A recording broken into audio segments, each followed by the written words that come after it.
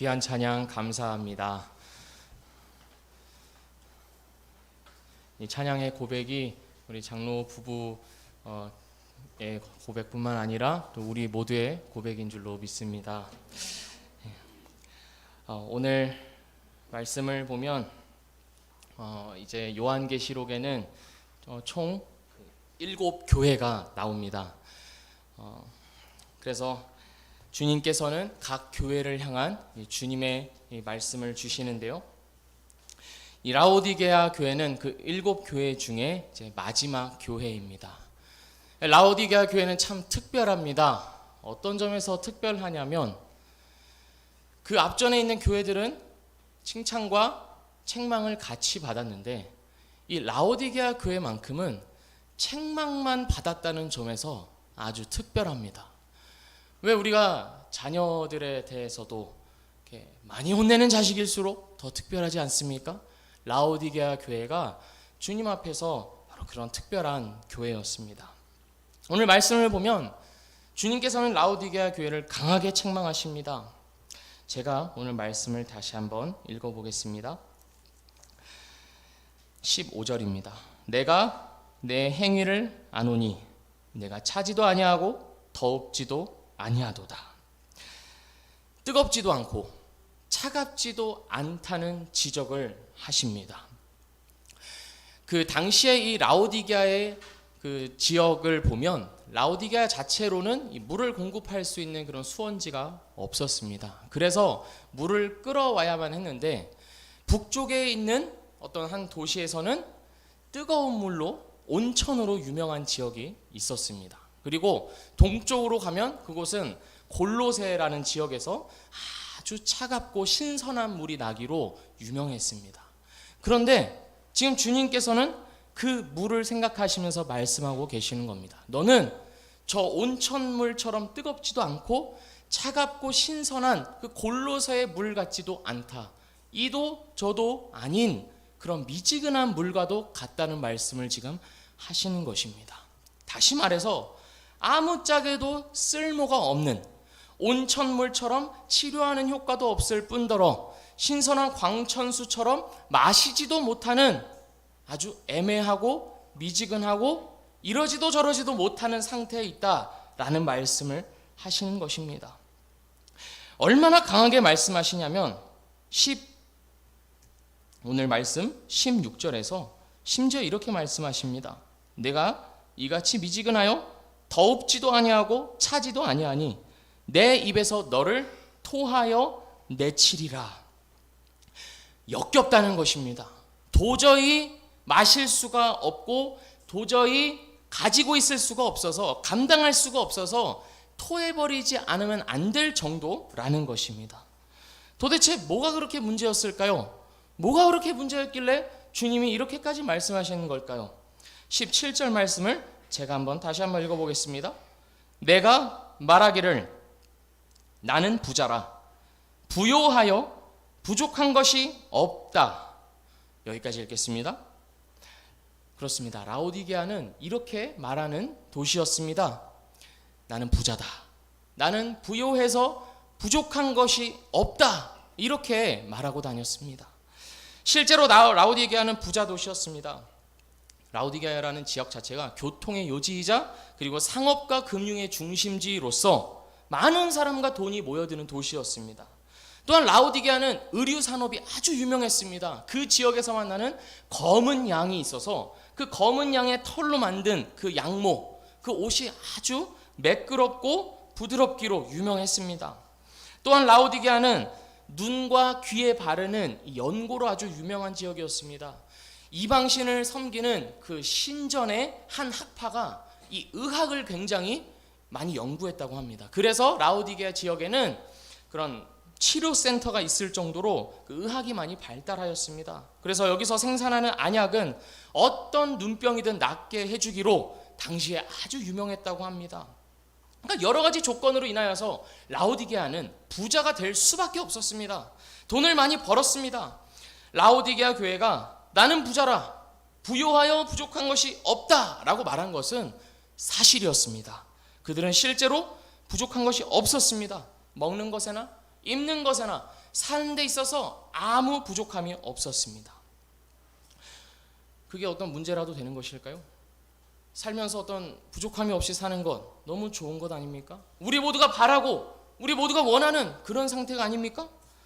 나나 또는 우리 가족들, 우리 자식이나 부족함 없이 편안하게 살고 싶어하는 그런 마음 자체가 도대체 무슨 문제가 있단 말입니까?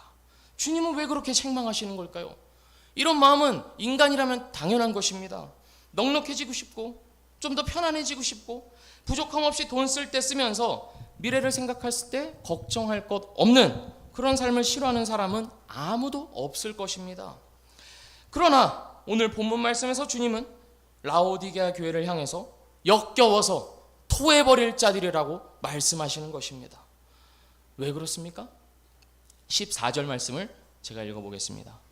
라오디게아 교회 사자에게 편지하기를 아멘이시오 충성되고 참된 증인이시오 하나님의 창조의 근본이신 이가 가라사대. 14절 말씀을 보시면 이 말씀을 하는 주님이 자기가 누구인지를 소개를 해주고 계십니다. 어떤 분이십니까? 아멘이 되십니다. 아멘.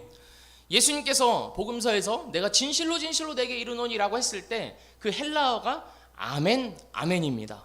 그러니까 무슨 말이냐면 아멘이시오라는 말은 주님께서 신실하신 분이다 라는 것입니다. 약속을 신실하게 지키시는 분, 자기 백성을 구원하시겠다는 그 약속을 변함없이 지키시는 분이라는 의미에서 아멘이라고 하십니다. 또 어떤 분입니까? 충성되고 참된 증인이십니다. 증인은 자기가 본 것과 들은 것을 증언하는 자입니다. 예수님께서 바로 그런 참된 증인이 되십니다. 하나님을 증거하는 참된 증인이십니다. 어떤 거짓과 오류도 없이 증언하십니다. 왜냐하면 예수님은 하나님의 아들로서 하나님과 가장 가까운 곳에 계시며 또한 예수님 그 자신이 하나님 그 자신이 되시기 때문입니다. 세상을 구원하시며 인간을 사랑하시는 그 하나님을 완벽하게 증거하시는 분이 바로 증거하시는 그 증인이 되십니다. 또한 어떤 분이라고 소개하고 있습니까? 창조의 근본이 되십니다. 하나님께서 세상을 창조하시고 인간을 창조하실 때 하나님 홀로 하신 것이 아닙니다. 예수님과 성령님, 삼위일체 하나님이 그 사역을 같이 하셨습니다. 예수님도 그 창조의 현장에 같이 계셨던 것입니다. 요한복음 1장을 보면 이런 말씀이 있죠. 만물이 그로 말미암아 지은 바 되었으니 지은 것이 하나도 그가 없이는 된 것이 없느니라. 그 말씀처럼 예수님은 창조자이신 겁니다. 거기서 더 나아가서 처음 시작된 창조뿐만 아니라 예수를 주로 믿는 자들을 성령 안에서 새롭게 창조하시는, 새로운 피조물로 만들어내시는 그 새 창조를 행하시는 분이기도 합니다. 그러니까 이 14절에 주님이 자기를 소개하시는 표현들이 의미하는 게 뭡니까? 주님과 우리와의 관계를 말해주고 있는 것입니다.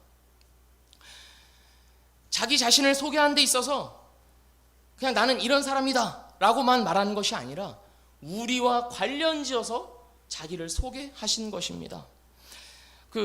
저도 그렇습니다. 우리 많은 집사님들, 권사님들 그러시겠지만 어디 가서 자기를 소개할 때 저는 아직 어색하기는 합니다만 어떤 소개를 하곤 하냐면 저는 은유 아빠입니다. 이런 소개를 하곤 합니다.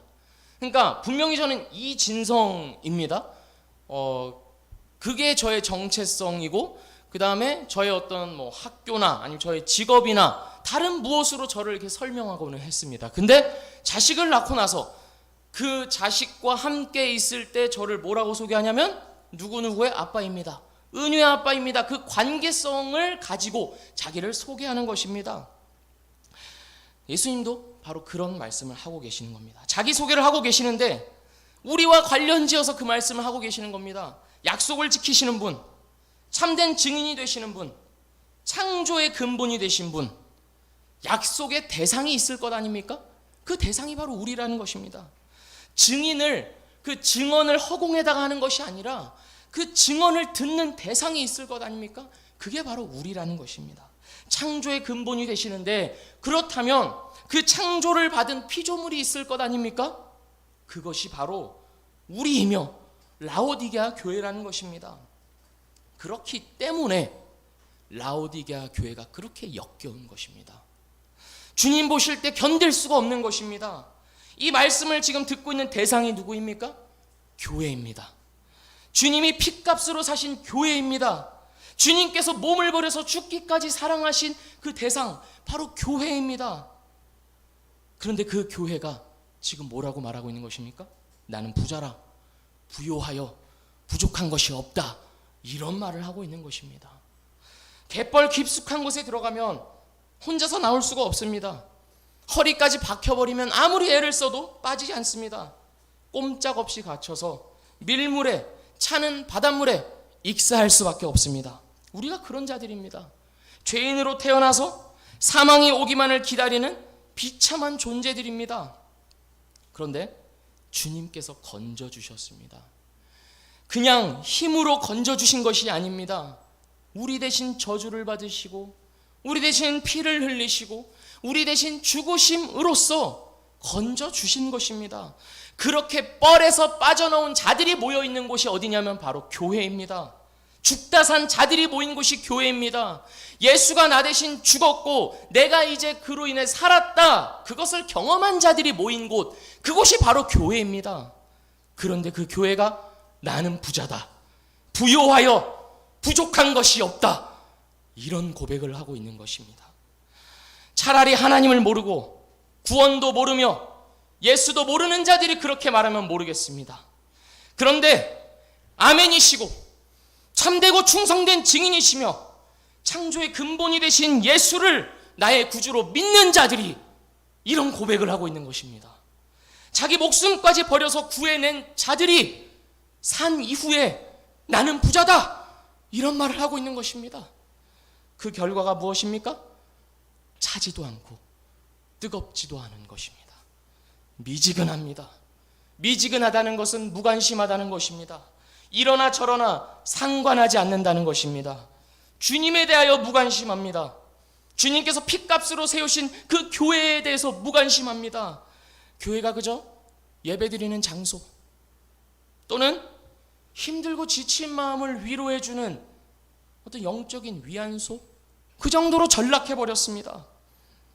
매일 나에게 주어지는 그 삶을 향한 주님의 뜻과 계획과 부르심이 무엇인지 무관심합니다. 주님께서 사랑하라고 붙여주신 내 이웃들에 대해서 무관심합니다. 미지근합니다. 그렇다면 관심은 어디에 있습니까? 나뿐입니다. 많이 봐주면 내 가족뿐입니다. 나는 부자다, 나는 부요하다, 나는 배부르다, 나는 충분하다, 나는 만족한다, 오로지 나 하나뿐이지 나 이외의 것들에는 아무 관심도 눈길로 주지 않는 것이 현실입니다. 예수를 주로 고백하는 자들이 그러고 있으니 주님 보시기에는 역겹고 토하고 싶은 것입니다. 라오디게아 교회는 실체를 모르고 있습니다. 자기들은 부자라고 생각하지만, 아무 부족함 없이 만족스러운 삶을 살고 있다고 생각하지만 주님의 생각은 달랐습니다. 17절입니다. 내 곤고한 것과 가련한 것과 가난한 것과 눈먼 것과 벌거벗은 것을 알지 못하는도다. 이게 실체입니다. 라오디게아 교회는 그저 가난할 뿐만이 아닙니다. 눈이 멀었습니다. 자기는 다 본다고 생각하지만 아무것도 보지 못하는 소경입니다. 많이 가졌다고 생각하지만 아무것도 가지지 않은 거렁뱅이입니다. 다 안다고 생각하지만 실제로는 아무것도 모르는 무식자이고, 옷을 입었다고 생각하지만, 드러낼 만한, 자랑할 만한 옷을 입었다고 생각하지만 실제로는 벌거벗은 자들이었습니다. 이 정도면 부끄러울 것 없이 남부럽지 않게 산다고 생각하지만 실제로는 부끄럽기 짝이 없는 벌거벗은 모습을 하고 있었습니다. 내가 지금 알몸이라고 한번 생각해 보십시오. 생각만 해도 좋은 그림이 안 그려지지 않습니까? 부끄럽고 민망하고 수치스럽지 않습니까? 그것이 바로 라오디게아 교회의 실체였습니다. 예수를 믿는다는 것은 이제 완전히 새로운 세계로 접어들었다는 것을 의미합니다. 인생을 사는 목적과 의미가 완전히 달라졌다는 것을 의미합니다. 예수님을 믿지 않는 사람들은 내세를 믿지 않습니다. 이 세상이 전부입니다. 그래서 이 세상에서 어떻게든 소유하고 누리고 챙기고 손해볼 것 없이 다 누리고 또 자랑할 것 하면서 살아야 합니다. 그러니까 모두가 하고 싶은 말이 이게 맞습니다. 나는 부자라. 부요하여 부족한 것이 없다. 그 말을 하고 싶은 게 당연합니다. 내가 갖고 싶은 것, 내가 하고 싶은 것 다 할 수 있게 돈도 많고 시간도 많고 건강도 좋아야 합니다. 내세도 믿지 않고 구원도 필요 없으니 당연한 반응이고 그들의 상식입니다. 그런데 정말 안타까운 것은 우리입니다. 예수를 믿는 우리들이 세상의 사람들에서, 방금 말씀드린 그런 세상 사람들의 사고방식에서 딱 하나가 다릅니다. 부자라 부요하여 부족한 것이 없다 하는 그것에서 딱 하나만 더 하면 됩니다. 그게 뭡니까? 거기에다가 죽어서 천국만 가면 되는 것입니다. 이 세상에서 아주 잘 먹고 잘 살다가 천국 가는 것, 그것이 우리의 현실이라는 겁니다. 그게 오늘날 예수님을 믿는다고 하는 자들이 세상과 다른 유일한 한 가지입니다. 바로 그것이 주님 보실 때 역겹다는 것입니다. 예수를 믿는다는 게 뭔지도 모르고 관심도 없고 그냥 잘 먹고 잘 살다가 천국 가고 싶어하는 바로 그 모습이 불행한 것이고 불쌍한 것이고 가난한 것이고 눈먼 것이고 벌거벗었다라고 말씀하시는 겁니다. 예수를 믿는다는 건 뭡니까? 예수로 만족이 되는 것입니다. 예수 하나로 괜찮은 것입니다. 예수 하나면 충분한 것입니다. 그게 예수를 믿는 것입니다. 예수님과 교제하는 것이 돈 많이 버는 것보다 좋고 벌지 말라는 말씀 드리는 게 아닙니다. 오해하지 마십시오. 예수님을 알아가는 것이 좋은 옷 입고 좋은 차 타고 좋은 집 사는 것보다 비교할 수 없을 정도로 기쁘고 즐거워진 것, 그것이 예수 믿는 것입니다. 금욕주의로 살아야 한다는 말씀이 아닙니다. 좋은 것 많이 누리고 사는 것도 좋은 것입니다. 그러나 예수님을 알면 알수록 정상적인 것은 무엇이냐면 예수님께서 주시는 환희와 그 예수님과의 관계 속에서 오는 그 영광을 맛보면 맛볼수록 이 세상의 좋은 것들이 더 이상 중요하지가 않게 되는 겁니다. 억지로 내 욕심을 억눌러야지, 내가 이러면 안 되지, 누르고 참아야만 하는 것이 아니라 내가 실제로 예수가 제일 좋게 된 것입니다. 그게 예수를 믿는 것입니다. 하나님 한 분으로 만족하는 것, 그것이 예수를 주로 고백한다는 말의 의미입니다. 그거를 깨닫게 하시려고 하나님께서 우리 인생 가운데 수많은 고난과 역경을 두신 것 아닙니까? 우리 성도님들도 그 인생살이 중에서 얼마나 긴 세월을 살아오셨습니까? 외로움과 공허함을 지나면서 고통과 괴로움과 내가 어찌할 수 없는 그 인생의 많은 순간들을 지나오면서 진짜 예수밖에 없구나, 그렇게 우리 입에서 고백하게 하신 것, 주님께서 그렇게 이끌어 주신 것 아닙니까? 우리가 다 그런 경험들을 통해서 예수를 믿게 되지 않았습니까? 이스라엘 백성들이 광야 생활하면서 의지할 것이 무엇이 있었겠습니까? 농사를 지을 수도 없었고 유목을 할 수도 없었습니다. 그저 하늘에서 내리는 만나, 하늘에서 내리는 메추라기, 반석에서 내시는, 하나님이 내시는 물, 그거밖에는 바랄 것이 없었습니다. 목마르다 하면 주님을 바라봐야 했고 배고프다 하면 주님을 바라봐야 했습니다. 그랬던 것처럼 우리 역시 광야같이 척박한 세상을 살면서 정말 내 영혼이 만족하고 내 삶이 부요해지는 것은, 내가 진짜 참된 만족을 얻을 수 있는 것은 예수 하나밖에 없구나, 그것을 주님께서 우리에게 알려주지 않으셨습니까? 그런데 그것을 맛보았음에도 불구하고, 그렇게 교회가 되었음에도 불구하고 다시 돌아가서 나는 부자다, 이스라엘 백성들이 나 이제 못하겠다, 애굽으로 돌아가겠다 한 것처럼 똑같은 고백을 하고 있으니, 이대로 좋다 이렇게 말하고 있으니 주님 보실 땐 정말 말이 안 되는 것입니다. 사랑하는 우리 성도 여러분, 하나님께서 우리 인생을 얼마나 복되게 하시려는지 모릅니다. 우리가 생각하는 복이라고 하면 기껏해야 잘 먹고 잘 사는 것뿐입니다. 그러나 하나님께서 우리에게 주시려는 그 복은 우리의 이성과 합리로는 다 파악할 수도 없는 것입니다. 나라는 존재를 죽어서 영원한 저주 속에 있을 수밖에 없었던 그 끔찍하고 추악한 죄인을 끌어올려서 예수 안에서 거룩하고 영광스럽고 아름다운 그 존재로 빚어가시려는 그런 복을 우리에게 주시고자 하십니다. 인간으로서는 다 이해도 안 되고 감당도 안 되는 엄청난 역사입니다. 예수의 형상을 닮아가고 거룩해지고 영광스러워지게 만들겠다는 하나님의 계획은 처음부터 우리를 향해 있었습니다. 창조에서부터 종말에까지 이르는 이 하나님의 거대한 드라마, 이 성경에 나와 있는 역사에서 끝나는 것이 아니라 예수 이후의 시대를 살고 있는 우리를 통하여서 완성해 가시려는 그 하나님의 거대한 드라마 속에 일원으로 우리를 두셨다는 그 얼마나 엄청난 것입니까? 천지만물의 주인이 되시는 그 예수님을 머리로 하고 나는 그 머리 대신 예수님의 한 몸이 되어간다는 그게 나 혼자만 이루어지는 것이 아니라 이 교회 안에 모인 우리 자신이 한 몸을 이루어가는 그런 놀라운 목표와 목적을 우리가 다 모른 채 등한시한 채 그저 오늘 먹고 사는 일이 전부라면, 짧은 인생 사는 동안 고생하지 않고 살겠다는 것이 인생의 목표라면 주님이 도대체 우리를 왜 구원하셨겠습니까? 그 구원의 의미 자체가 퇴색해버리는 것입니다.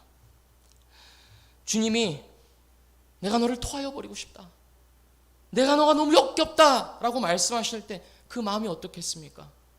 분노와 미움뿐이겠습니까? 그렇지 않은 것입니다. 안타까움과 절절함으로 말씀하고 계시는 겁니다. 저희 아들 은유가 밥을 잘 안 먹을 때가 있습니다. 그러면 다들 경험해 보시겠지만 굉장히 스트레스를 받습니다. 특히 아내는 그거에 따라 이 하루의 컨디션이 결정될 정도로 많은 영향을 끼칩니다. 혹여라도 안 클까봐, 정상적인 성장 속도에 뒤처질까봐 걱정이 되는 것입니다. 입에 물고만 있고 씹어 삼키지 않는 것을 보면 속이 터집니다. 소리도 질러보고 타일러도 보고 젤리를 준다고도 해보고 별의 별 짓을 다 해봐도 이 부모가 봤을 때는 도저히 만족스럽게 먹지를 않습니다.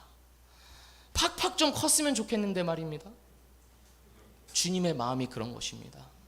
팍팍 좀 컸으면 좋겠는 것입니다. 구원했으면 끝이 아니라 구원한 자들이 이제 자라가야 하는데, 점점 장성한 분량에 이르러야 하는데 자라지 않으니까 속이 터지고 위칠 노릇인 것입니다. 그러니까 토하여 버리겠다라는 격한 표현까지 하시는 겁니다. 그게 부모입니다. 책망하고 징계하고 혼내는 것이 당연합니다. 자식이 아니라면 주님은 이렇게 책망하시지 않습니다. 그러니 사랑하는 우리 성도 여러분, 나를 돌아보십시오. 부자라고 생각하십니까? 예수 없이도 나의 풍요로운 환경으로 인하여 부족함 없이 살고 있다고 생각하십니까? 그 사람은 주님 앞에서 찢어지게 가난한 사람입니다. 내가 입은 옷이 세상에서 좀 자랑할 만하다고 생각하십니까? 그 사람은 주님 앞에서 실오라기 하나 걸치지 않은 벌거벗은 자입니다. 내가 다 안다고 생각하십니까? 세상살이가 되었든지 어떤 신앙이 되었든지 내가 이 정도면 할 만큼 했다라고 생각하십니까? 실제로는 아무것도 보지 못하는 장님이십니다. 스스로의 모습을 보지 못하고 계시는 것입니다. 사실 우리는 다 그렇습니다. 저조차도 이 설교를 준비하면서 무슨 생각을 했는지 아십니까? 이 말씀이 우리 성도님들이 잘 들으셔야 하는 말씀인데, 이런 생각을 합니다. 이게 먼저 누구에게 주시는 말씀입니까? 설교자인 저에게 주시는 말씀입니다. 저 자신에게 주시는 말씀임을 모르고 남부터 생각하고 있는 것입니다. 사람이 얼마나 스스로에 대해서 무지합니까? 사람은 절대 자기 모습을 객관적으로 정확하게 보지 못합니다. 주님의 은혜가 아니면, 이 오늘 말씀을 통하여서 주시는 이런 강한 책망이 없으면 자기 자신을 절대 알 길이 없습니다. 주님께서 우리를 이렇게 책망하심은 아직 우리를 사랑하시며 여전히 우리에게 은혜 주기를 원하시는 줄을 믿습니다. 우리를 사랑하시는 주님, 우리에 대해서 안타깝고 절절한 마음을 갖고 계신 그 주님은 책망만 하시지 않습니다. 책망받은 자들이 어떻게 해야 하는지 구체적인 해결책을 주십니다. 의사가 병을 진단한 후에 치료를 해주듯이 주님은 라오디게아를 위한 치료책을 말씀해 주십니다. 18절 말씀을 제가 읽겠습니다. 내가 너를 권하노니 내게서 불로 연단한 금을 사서 부요하게 하고 흰 옷을 사서 입어 벌거벗은 수치를 보이지 않게 하고 안약을 사서 눈에 발라 보게 하라. 금과 옷과 안약은 모두 라오디게아가 자랑하던 것들입니다. 그들의 만족과 풍요로움의 근거였습니다. 그러나 주님께서 이제 뭐라고 말씀하십니까? 그 금과 옷과 안약을 주님에게서 사라고 말씀하십니다. 우리의 모든 소망과 자랑과 만족을 오직 예수에게만 두라는 말씀입니다. 라오디게아 교회가 걸린 질병의 진단이 무엇입니까? 예수 없음입니다. 그러니 치료책은 무엇이 되어야 하겠습니까? 예수입니다. 진정한 부요와 참된 만족과 자랑, 그리고 참 빛은 바로 나 자신에게만 있다는 우리 구주 예수 그리스도의 말씀입니다. 우리 인생에 있어서 가장 큰 문제는 예수가 없는 것입니다.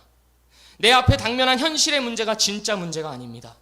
진짜 큰 문제는 그 모든 것을 사용하셔서 나를 거룩하게 만드시고 영광스럽게 빚어가시겠다는 그 하나님을 보지 못하는 것, 그것이 진짜 큰 문제입니다. 예수 없이 절절매면서 세상을 살아가고 있는 것이 진짜 문제입니다. 많은 사람들이 각자 인생에 대한 문제에 대한 해결책을 내놓습니다.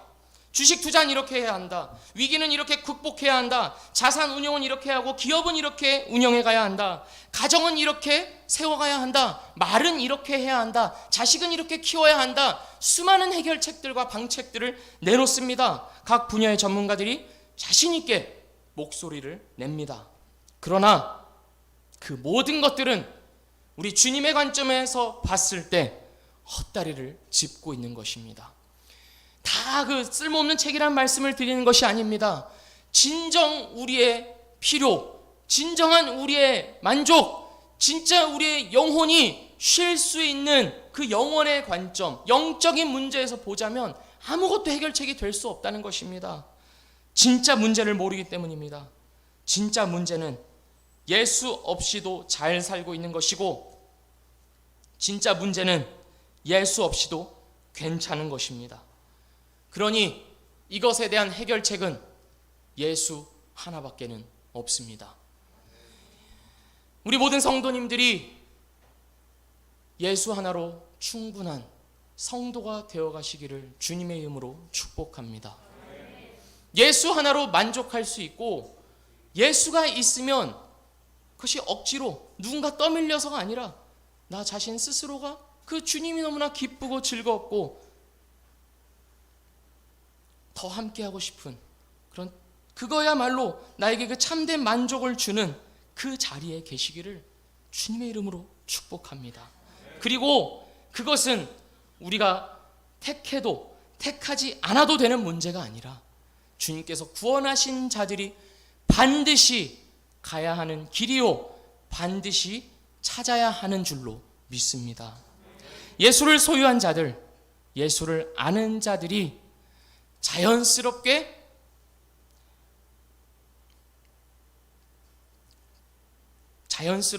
변해가는 것이 있습니다. 자연스럽게 처하게 되는 그런 상태가 있습니다. 그것이 무엇인지 아십니까? 바로 뜨거워지는 것입니다. 왜냐하면 예수의 사랑이 뜨겁기 때문입니다. 이 사랑은 어떤 사랑이냐면 죽음도 이기는 사랑입니다. 활활 타오르는 사랑입니다. 우리가 당해야 할 그 죽음마저도 이 뜨거운 사랑 앞에 굴복했습니다. 그 정도로 뜨거운 사랑입니다. 그렇기에 이 뜨거운 사랑을 받은 자들이 뜨겁게 될 수밖에 없는 것입니다. 어떤 사람들은 이 뜨겁게 예배를 드리고 열심히 믿음 생활을 하는 사람들을 향해서 이렇게 말하기도 합니다. 나도 예수님 처음 만났을 때 그랬어. 나도 한때는 저런 모습이었고 나도 한때는 뜨거웠어.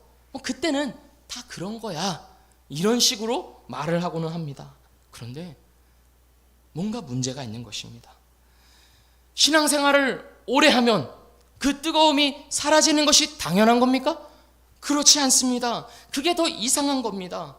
예수를 알면 알수록 더 뜨거워지고 예수를 알면 알수록 더 불타올라야 하는 것이 정상적인 신앙생활의 과정입니다. 예수를 더 닮아가는 것입니다. 예수를 닮아서 더 겸손해지고 더 낮아지고 더 너그러워지고 더 잘 웃는 것이고 이렇게 말입니다. 이렇게 우리 가운데 웃음이 자연스럽게 흘러나가는 것입니다. 예수를 닮아감으로 말입니다. 그런데 이상하게도 교회를 오래 다닐수록 예수를 오래 믿을수록 더 높은 곳에 가 있고 더 깐깐해져 있고 더 협소해지고 있고 웃음기는 사라지고 종교심만 그 자리를 대신 채우고 있습니다. 이래서야 되겠습니까? 뭔가 이상한 것입니다. 예수의 사랑을 경험했지만 나중에는 식어버려서 그 뜨거운 사랑을 잃어버린 자들, 그 자들은 이렇게 진단할 수 있습니다. 애초에 그 주님의 뜨거운 사랑을 몰랐던 것입니다. 처음에는 뜨거웠다가 나중에는 식는 것이 주님의 사랑이 아닙니다. 중년의 부부처럼 뜨거웠던 사랑이 이제 정으로 바뀌어버리는 것이 당연한 게 아닙니다. 주님의 사랑은 식지 않고 찾으면 찾을수록 알면 알수록 더욱더 뜨거워집니다. 미지근한 사랑을 받았기 때문에 미지근한 그 상태에 있는 것입니다. 진짜 사랑을 받지 못한 것입니다. 왜 주님의 사랑이 피상적으로 느껴집니까? 왜 십자가의 은혜가 당연합니까? 사랑을 받지 못했기 때문입니다. 이 얼마나 심각한 말씀입니까? 그럼 내가 경험한 것은 무엇이지? 그럼 그때 내가 만났던 그 순간은 무엇이지? 주님의 사랑은 받으면 받을수록 더욱 뜨거워지며 새로워지며 아름다워집니다. 세월이 지날수록 더 좋은 것이 주님의 사랑이기에 식어버렸다면, 미지근해져 버렸다면, 그때의 감격과 사랑이 없어져 버렸다면 내가 진짜 사랑을 받은 것이 맞는가? 내가 정말로 주님 앞에 참된 회개와 용서를 받은 자가 맞는가? 의심해 보아야 하는 것입니다. 사랑하는 우리 미랄교회 성도 여러분, 이 주님의 사랑을 구하고 이 주님의 사랑으로 채워지는 것만이 우리를 치료해주는 유일한 방법입니다. 죄 아래서 신음하는 고통스러운 인생을 복된 인생으로 바꾸어주는 참된 치료인 줄로 믿습니다. 존 오웬은 이렇게 말했습니다. 그리스도께 나아가든지 그렇지 않든지 간에 그것은 별로 중요한 문제가 아니라고 생각함으로써 당신 자신을 속이지 말라. 그리스도께로 나아가기를 거절하는 것은 인간의 본성이 할 수 있는 한 최대한으로 하나님을 증오하는 엄청난 행위이다. 예수님께 나아가지 않는 것, 주님의 사랑을 찾고 구하지 않는 것은 다시 말해 무엇이라는 말입니까? 주님을 적극적으로 미워하는 것입니다. 주님과 우리와의 관계에 있어서 중립지대란 없습니다. 사랑하지 않으면, 주님께로 돌아오지 않으면, 내 마음을 돌이켜서 회개하지 않으면 주님을 미워하는 것이요 증오하는 것입니다. 20절 말씀입니다. 제가 읽어보겠습니다. 볼지어다 내가 문 밖에 서서 두드리노니 누구든지 내 음성을 듣고 문을 열면 내가 그에게로 들어가 그와 더불어 먹고 그는 나와 더불어 먹으리라. 홀만 헌트라는 화가가 그린 그 세상의 빛이라는 그림이 있습니다. 나중에 한번 찾아보시기를 바랍니다. 바로 오늘 이 20절 말씀을 배경으로 그린 그림입니다. 잠깐 설명을 드리자면 주님께서 한 손에는 램프를 들고 계시고 다른 손으로는 이 문을 두드리고 계시는 그 장면을 이렇게 그리고 있습니다. 근데 이 그림에 나와 있는 그 문의 특징이 하나 있습니다. 그 무엇이냐면 바깥에는 손잡이가 없다는 것입니다. 다시 말해서 밖에서는 열 수가 없는 문입니다. 안에서만 열 수 있는 문으로 표현하고 있습니다. 이것은 참으로 주님과 우리와의 관계가 어떠한지를 보여줍니다. 인격적인 관계입니다. 주님은 강제로 들어오시지 않습니다. 강제로 우리의 멱살을 끌고서 나와 사랑하자라고 말씀하시지 않습니다. 그러실 능력이 왜 없으시겠습니까? 강제로 우리의 마음을 바꾸실 능력이 왜 없으시겠습니까? 당연히 할 수 있으시지만 그렇게 하지 않으십니다. 우리에게 권한을 주십니다.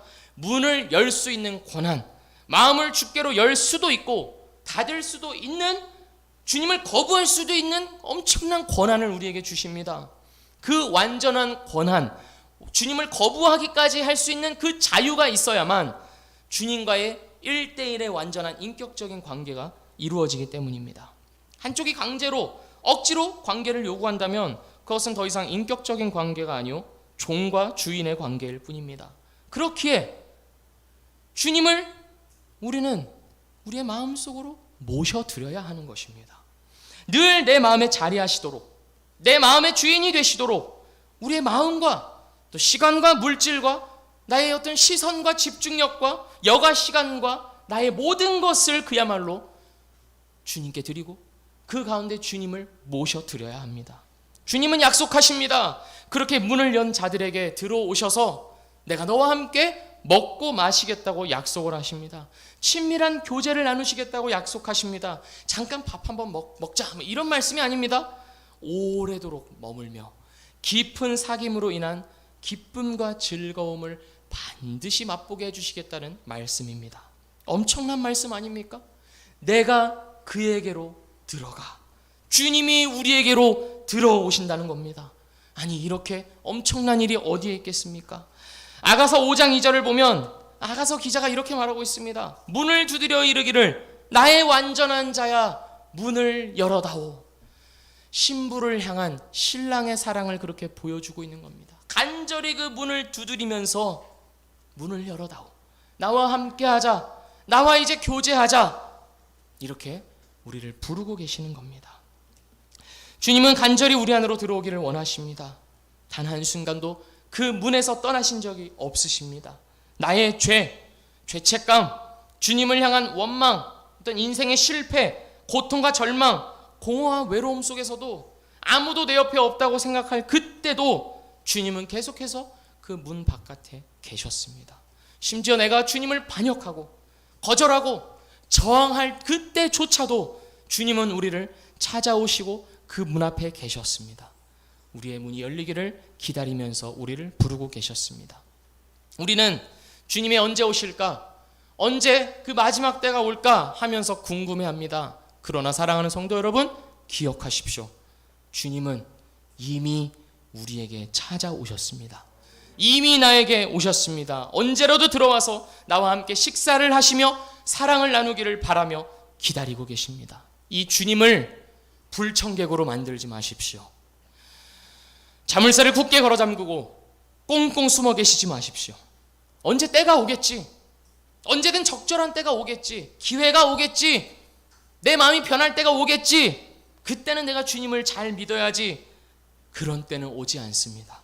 주님을 만날 수 있는 때는 늘 오늘이고 늘 지금입니다.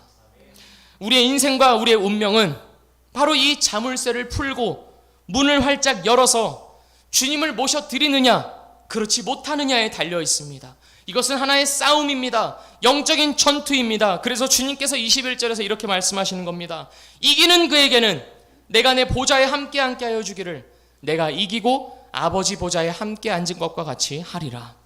인생의 승리가 어디에 있습니까? 주님을 아는 것에 있는 것입니다.